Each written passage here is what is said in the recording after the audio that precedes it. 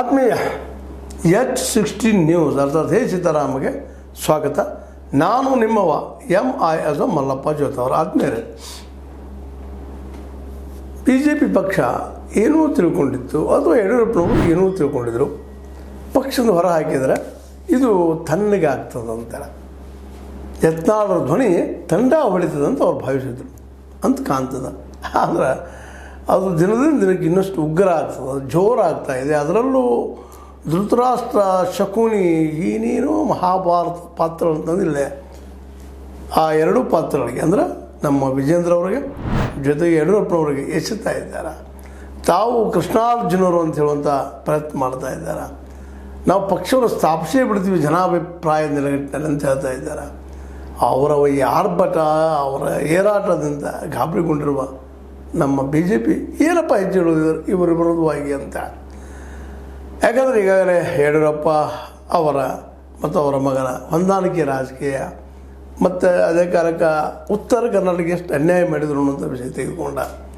ಒಂದು ಕಡೆಗೆ ಹಿಂದೂಗಳಿಗೆ ಎಷ್ಟು ತೊಂದರೆ ಕೊಡ್ತಾ ಇದ್ದಾರೆ, ಇವ್ರು ಎಷ್ಟು ತೊಂದರೆ ಆಗಿದೆ ಅನ್ನುವಂಥದ್ದು, ಜೊತೆಗೆ ಉತ್ತರ ಕರ್ನಾಟಕ ಏನೇನು ಆಗ್ತಾಯಿದೆ ಅನ್ಯಾಯ, ಇಲ್ಲಿವರೆಗೆ ಏನು ಮಾಡಬೇಕಾಯಿತು, ಏನು ಮಾಡಲಿಲ್ಲ, ಮತ್ತು ಯಾರ್ಯಾರನ್ನು ಇವರು ಸೋಲಿಸಿದರು ಅನ್ನುವಂಥ, ತಮ್ಮ ಜೊತೆಗಾರರು ಯಾವ ರೀತಿ ಸೋಲಿಸಿದರು ಅನ್ನುವಂಥ ವಿಷಯ ತೆಗೆದುಕೊಂಡು ಹೋದಲ್ಲೆಲ್ಲ ಜೋರ್ದಾರಾಗಿ ಮಾತಾಡ್ತಾ ಇದ್ದಾರೆ. ಧ್ವನಿ ದಿನದಿಂದ ದಿನಕ್ಕೆ ಎತ್ತರಕ್ಕೆ ಇರ್ತಾಯಿದೆ, ಕಡಿಮೆನೇ ಆಗ್ತಾಯಿಲ್ಲ. ಅದೇ ಕಾಲಕ್ಕೆ ಇನ್ನು ಉಳಿದವರು ಇವ್ರ ಜೊತೆಗೆ ಎಷ್ಟು ಮಟ್ಟಿಗೆ ಬರ್ತಾರೆ ಅನ್ನೋದು ಈಗ ತುರ್ತು ಬದಿಗಿಟ್ಟ ಇವ್ರನ್ನೊಬ್ಬರನ್ನ ಇವತ್ತು ನೋಡುವಂಥ ಪ್ರಸಂಗ ಬಂದದೆ. ಯಾಕಂದ್ರೆ ಅವ್ರದ್ದು ಇನ್ನೂ ಆಳ ನಿರಾಳ ಅಂತ ಗೊತ್ತಾಗ್ತಾ ಇಲ್ಲ. ಅವರು ಮಾತ್ರ ಒಳಗೆ ಸಿಡಿದು ಹೇಳಬೇಕು ಅಂತ ಇದ್ದಾರೆ, ಬಟ್ ವ್ಯವಸ್ಥೆ ಅಡಿಸೋದಿಲ್ಲ. ಆದರೆ ಇವರು ಮಾತ್ರ ಭಂಡರಾಗಿದ್ದಾರೋ ಮತ್ತೇನೋ ಆಗಿದ್ದಾರೋ, ನಾವು ಬಲ್ಲೆ ಅನ್ನುವಂಥ ಹುಂಬತನಕ್ಕೆ ಇಳಿದಿದ್ದಾರೆ. ಗೊತ್ತಿಲ್ಲ, ಸ್ವಭಾವ ನೋಡಿದ್ರೆ ಹುಂಬತನ ಮಾತ್ರ ಅದು ಅವ್ರಿಗೆ ಸಾಕಷ್ಟು. ಮತ್ತು ಅಂಥವ್ರು ಸಾಹಸಿಕರು ಇರ್ತಾರೆ, ಹುಂಬತನ ಇದ್ದಂಥವ್ರು ಗೆಲ್ತಾರೋ ಸೋಲ್ತಾರೋ ಆ ಮಾತು ಬೇರೆ. ಆದರೆ ಸ್ಪಷ್ಟವಾಗಿ ಇವತ್ತು BJPನ ವಿರೋಧ ಮಾಡ್ತಾ ಇಲ್ಲ, ಆದರೆ ಅದರಲ್ಲಿ ಈ ಇಬ್ಬರನ್ನು ವಿರೋಧ ಮಾಡುವಂಥ ಒಂದು ಚಾಲಾಕ್ಷ ತಂತ್ರ ಇಟ್ಕೊಂಡು ನಡೆದಿದ್ದಾರೆ. ಇದಕ್ಕಾಗಿ ಹೊರಗೆ ಬಂದಿದ್ದಾರೆ, ಇಲ್ಲ ಅಂತಲ್ಲ. ಆದರೆ ನನ್ನ ತಾಯಿ ಪಕ್ಷ ಯಾವುದಪ್ಪ ಅಂದರೆ BJP ಅಂತ. BJPನ ಹೊಗಳ್ತಾನೆ, ಹೈಕಮಾಂಡನ್ನು ಹೊಗಳ್ತಾನೆ. ಇವರು ಈ ಇಬ್ಬರು ಅಪ್ಪ ಮಕ್ಕಳನ್ನ ಅಣಿವು ಕೆಲಸ ಮಾಡ್ತಾ ಇದ್ದಾರೆ. ಈ ಎಲ್ಲ ತೀವ್ರ ಸ್ವರೂಪದ ಒಂದು ಎತ್ತರದ ದಾಳಿಯಿಂದಾಗಿ ಗಾಬರಿಗೊಂಡಂಥ ನಮ್ಮ ಯಡಿಯೂರಪ್ಪನ ಮಗ ವಿಜೇಂದ್ರ ಅವರು ಸಹ ಇದು ನಾವು ಇದೇ ರೀತಿಯಾಗಿ ಬಿಟ್ಟರೆ ಏನು ಮಾಡೋದು ಅನ್ನೋದು ಚಿಂತೆಗೆ ಒಳಗಾಗಿ ಅದೇ ಕಾಲಕ್ಕೆ ಹೈಕಮಾಂಡ್ ಸಹಿತ ಇವ್ರಿಗೆ ಎಚ್ಚರಿಕೆ ಕೊಟ್ಟಿರ್ಬೋದಿಲ್ಲ ಅಂತಲ್ಲ. ಮತ್ತು ಅವ್ರು ಮರಳಿ ತಗೊಳ್ಳುವಂಥ ಸಾಧ್ಯತೆಗಳು ಭಾಳಷ್ಟು ಕಡಿಮೆ ಇದ್ದಾವೆ. ಬಟ್ ಆದರೂ ಭಯ ಮಾತ್ರ ಬಿಟ್ಟಿಲ್ಲ. ಯಾಕೆಂದರೆ ಅವರು ಭಯಗೊಂಡೇನು ಹಿಂಸರಿಬೋದು, ಹೋರಾಟ ನಿಲ್ಲಿಸ್ಬೋದು, ಯಡಿಯೂರಪ್ಪರ ವಿರುದ್ಧ ಮಾತಾಡೋದು ಬಂದ್ ಮಾಡ್ಬೋದು, ವಿಜೇಂದ್ರ ವಿರುದ್ಧ ಬಂದ್ ಮಾಡ್ಬೋದು ಅಂತ ಏನು ತಿಳ್ಕೊಂಡಿದ್ರು. ಅದು ಆಗಿಲ್ಲ, ಆಗ್ತಾನೂ ಇಲ್ಲ. ಮತ್ತು ಈಗಾಗಲೇ ಸಂಕಲ್ಪ ಮಾಡಿಬಿಟ್ಟಿದ್ದಾರೆ ಅವರು, ನಾವು ಹೊಸ ಪಕ್ಷ ಕಟ್ತೀವಿ, 2022 ನಾನಾ ಮುಖ್ಯಮಂತ್ರಿ ಆಗ್ತೀನಿ ಅನ್ನುವಂತಹ ಒಂದು ದಿಟ್ಟ ನಿಲುವನ್ನು ಹೇಳ್ತಾ ಇದ್ದಾರೆ. ಅದು ಆಗ್ತಾರೋ ಬೇರೆ ವಿಷಯ. ಯಾಕಂದ್ರೆ ಕರ್ನಾಟಕ ರಾಜ್ಯದ ಇತಿಹಾಸ ನೋಡಿದಾಗ 3ನೇ ಪಕ್ಷ ತಯಾರಾಗೋದು ಸುಲಭದ ಕೆಲಸ ಅಲ್ಲ. ಅದು ಏನೋ ಹೇಳಿದ್ದಲ್ಲ, ಈಗ ಹಿಂದಿನ ಎಪಿಸೋಡಲ್ಲಿ ಹೇಳಿದ್ದೀನಿ.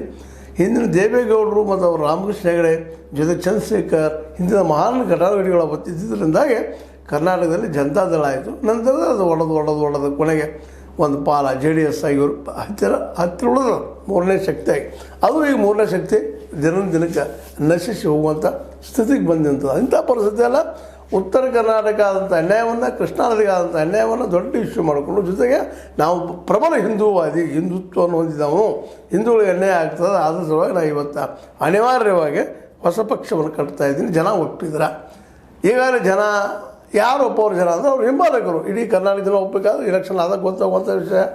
ಆದರೆ ಅದಕ್ಕೆ 2028 ತಯಾರಿ ಮಾಡೋ ಸಲುವಾಗಿ ಈಗಾಗಲೇ ನನಗೆ ಸಾಕಷ್ಟು ದುಡ್ಡು ಹೊರದು ಬರ್ತಾಯಿದೆ. ಪಾರ್ಟಿ ಫಂಡ್ ಬೇಕಂತಿಲ್ಲ, ನನಗೆ ನಿಮ್ಮ ಹಂಗೆ ಬೇಕಾಗಿಲ್ಲ BJPಗರೇ ಅನ್ನೋ ಹಂಗೆ ಅವ್ರು ಹೇಳಿದ್ದಾರೆ. ಯಾರು ದುಡ್ಡು ಕೊಡ್ತಾಯಿದ್ದಾರೆ, ಒಂದು 11 ಲಕ್ಷ ಕೊಡ್ತಾಯಿದ್ದಾರೆ, ಒಬ್ಬರು ಮತ್ತೊಬ್ಬತ್ತು ಕೊಡ್ತಾಯಿದ್ದಾರೆ.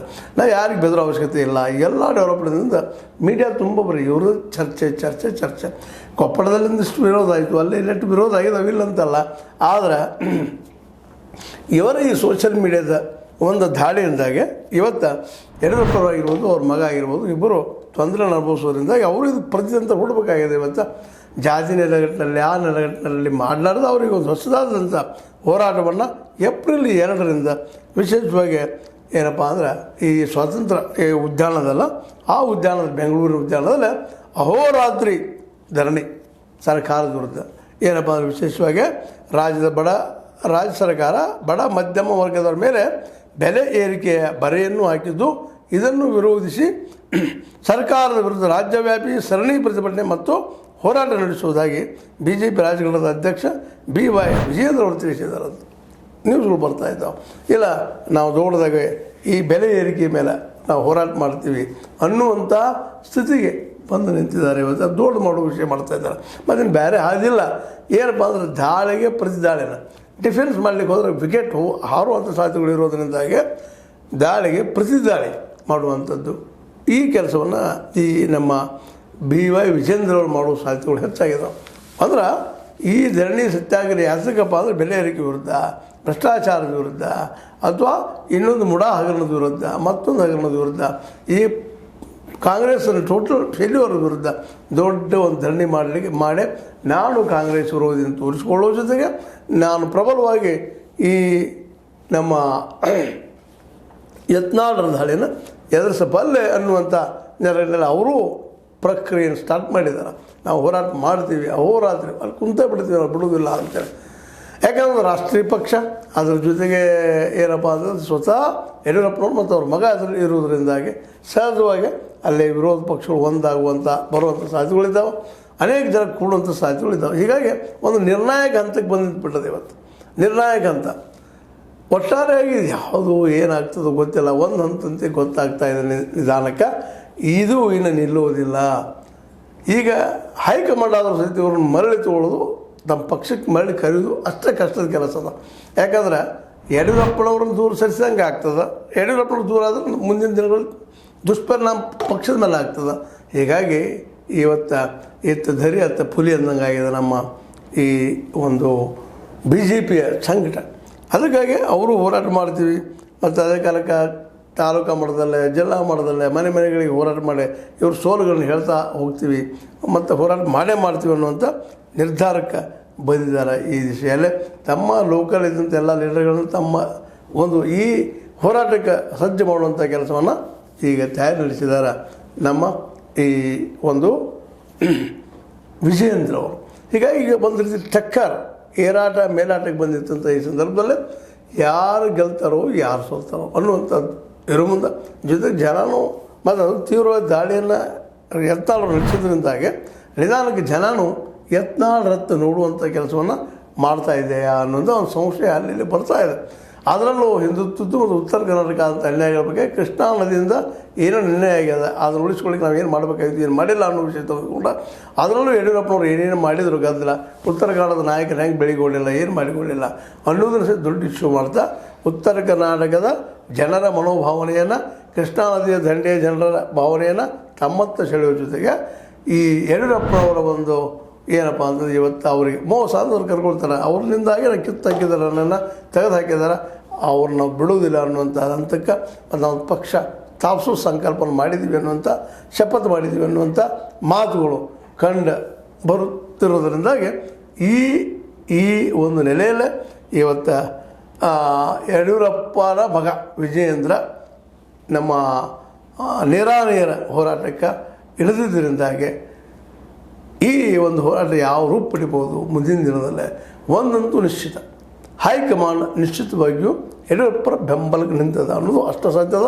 ಇದನ್ನೆಲ್ಲ ಎದುರಿಸಿ ಮೂರನೇ ಒಂದು ಪಕ್ಷವನ್ನು ಕಟ್ಟಿ ಉತ್ತರ ಕರ್ನಾಟಕ ಜನರ ಮನಸ್ಸನ್ನು ಗೆಲ್ಲುವಲ್ಲೇ, ಕೃಷ್ಣಾ ನದಿ ದಂಡೆಯ ರೈತರನ್ನು ಗೆಲ್ಲುವಲ್ಲೇ, ನಮ್ಮ ಅದರ ಜೊತೆ ಹಿಂದುತ್ವದ ಮನಸ್ಥಿತಿಯ ಜನರನ್ನು BJP ಬಿಡಿಸಿ ತನ್ನ ಕಡೆ ಎಳೆಯುವಂಥ ಶಕ್ತಿ ನಮ್ಮ ಯತ್ನಾಳರಲ್ಲಿದೆ. ಬಸವನಗೌಡ ಪಾಟೀಲ್ ಯತ್ನಾಳರಲ್ಲೇ ಇದ್ದರೆ ಭಾಳ ಸಂತೋಷ. ನೋಡೋರು ಇದು ಯಾವ ರೀತಿ ಪಡಿಬೋದು, ಏನಾದರೂ ಮೂರನೇ ಪಕ್ಷ ಕಟ್ಟಿ ಯಶಸ್ವಿ ಆಗ್ಬೋದಾ ನಮ್ಮ ಯತ್ನಾಳರು. ಯಾಕಂದರೆ ಎದುರಾಳಿಗಳು ಮೂರನೇ ಪಕ್ಷ ಕಟ್ಟೋದಕ್ಕೆ ಸ್ವಲ್ಪ ಬಿಟ್ಟು ಕೊಡೋದಿಲ್ಲ ನೋಡೋ ಅಷ್ಟು ಸಜ್ಜದ. ಕಾಂಗ್ರೆಸ್ ಅಂತೆ ಅದು ತನ್ನದೇ ಆದ ದಾರಿಯಲ್ಲಿ ನಡೆದದ. ಬಟ್ ಯಡಿಯೂರಪ್ಪನವ್ರು ಮಾತ್ರ ಇದನ್ನೀಗ ಚಾಲೆಂಜಾಗಿ ತೆಗೆದುಕೊಂಡ ಜನರ ಮೂವ್ಮೆಂಟ್ ಜೊತೆ ಕಾಂಪಿಟೇಷನ್ ಮಾಡಿಸುವಂಥ, ಜನರ ಬೆಲೆ ಏರಿಕೆ, ದಿನನಿತ್ಯ ಬದುಕಿನ ಬಗ್ಗೆ ಕಾಂಗ್ರೆಸ್ಗೆ ಹೊಡೆತ ಕೊಡ್ತಾರೆ. ಇದನ್ನು ಮಾಡಬೇಕು ಅನ್ನೋಂಥ ವಿಚಾರಗಳಿದ್ದು ಅವ್ರ ಅಧ್ಯಯನಗಳಿದ್ದು ನಿಶ್ಚಿತವಾಗಿಯೂ ಈ ಒಂದು ಪ್ರಭಾವವನ್ನು ಯತ್ನಾಳ ಪ್ರಭಾವವನ್ನು ಕಡಿಮೆ ಮಾಡೋದಕ್ಕೆ ಅನ್ನೋದು ಅಷ್ಟು ಸತ್ಯ ಅಂತ ಹೇಳ್ತಾ, ಇದರಿಂದ ಎಷ್ಟು ಮಟ್ಟಿಗೆ ನಮ್ಮ ಯತ್ನಾಳರು ವಿಚಲಿತರಾಗ್ಬೋದು ಅನ್ನೋದು ಸಹಿತ ಅಷ್ಟೇ ಮುಖ್ಯದ ಅಂತ ಹೇಳ್ತಾ ನಾನು ಅನಿಸಿದ ಕೆಲವು ಮಾತಾಡಿದ್ದೀನಿ. ಲೈಕ್ ಮಾಡಿ, ಶೇರ್ ಮಾಡಿ, ಕಮೆಂಟ್ ಮಾಡಿರಿ. ಜೊತೆಗೆ ಸಬ್ಸ್ಕ್ರೈಬ್ ಆಗೋದು ನಿಲ್ಲಿಗೆ ಹೋಗ್ಬೇಡ್ರಿ. S60 ನ್ಯೂಸ್ ಅರ್ಥಾತ್ ಹೇ ಸೀತಾರಾಮ್, ಇದು ಸತ್ಯದ ಕೈಗಿರಲಿ. ವಂದನೆಗಳು.